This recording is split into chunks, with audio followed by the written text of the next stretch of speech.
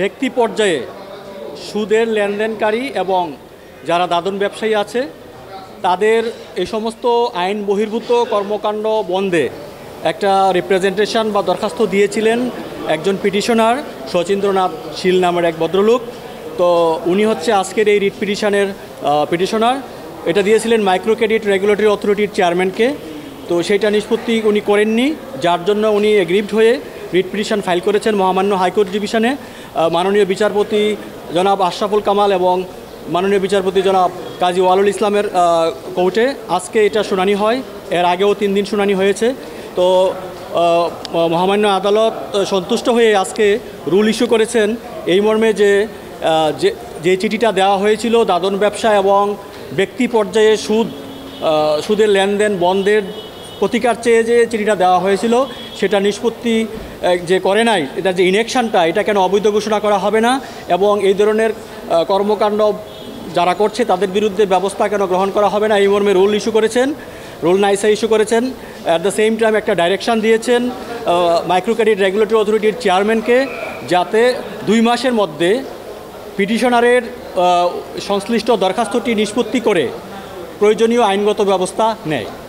এটা আর্থিক প্রতিষ্ঠান আইন 1993 সালের 4-1 ধারা মোতাবেক এখানে সুস্পষ্ট বলা আছে যে আর্থিক প্রতিষ্ঠান এবং ব্যাংক যারা বাংলাদেশ ব্যাংক এবং সংশ্লিষ্ট অথরিটি কর্তৃক যারা অনুমোদিত তারা ব্যতীত কোনো ব্যক্তি পর্যায়ে কাউকে সুদে লেনদেন করতে পারবে না এবং কোনো দাদন ব্যবসা চলবে না, সেই ব্যাপারে কিন্তু সুস্পষ্ট বিধান আছে। টানা 7মবারের মতো বেস্ট টিস্যু পেপার ব্র্যান্ড হিসেবে স্বীকৃতি পেয়েছে বসুন্ধরা টিস্যু। আমরা মহামান্য আদালতকে সেই বিষয়টা বোঝাতে সক্ষম হয়েছি। এছাড়াও ব্যাংকিং কোম্পানিজ অ্যাক্ট আছে, ওখানেও এই ব্যাপারে কিন্তু সুস্পষ্ট নির্দেশনা আছে। এছাড়া মাইক্রো ক্রেডিট রেগুলেটরি অথরিটিতে সংশ্লিষ্ট বিধান আছে এই ব্যাপারে এবং মাইক্রো ক্রেডিট রেগুলেটরি অথরিটির কাজই হচ্ছে যে যারা ক্ষুদ্র ঋণ সংক্রান্ত বিষয় আছে। এছাড়া আপনারা নিশ্চয়ই জেনে থাকবেন যারা অবৈধভাবে বিভিন্ন সমাজসেবা সংগঠন অথবা সমবায় সমিতির নামে যাদের আসলে মাইক্রো ক্রেডিট বা এই ধরনের কোনো ফাংশন অপারেট করার কোনো রকম তাদের লাইসেন্স নেই, তাদেরকেও কিন্তু আসলে রেগুলেট করে হচ্ছে মাইক্রো ক্রেডিট রেগুলেটরি অথরিটি।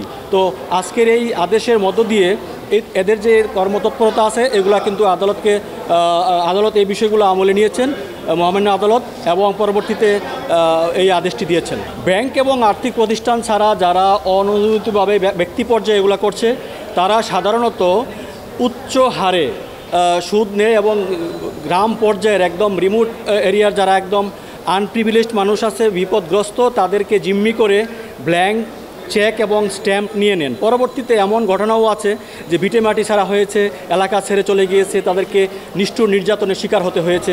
এটা আপনারা যারা গণমাধ্যম কর্মী আছেন এটা আরও ভালো জানেন। এই ব্যাপারে বিভিন্ন গণমাধ্যমে কিন্তু আগেও অনেক নিউজ কাভারেজ হয়েছে। এনজিও ক্ষেত্রে যেটা বলেছেন আপনি ঠিকই বলেছেন।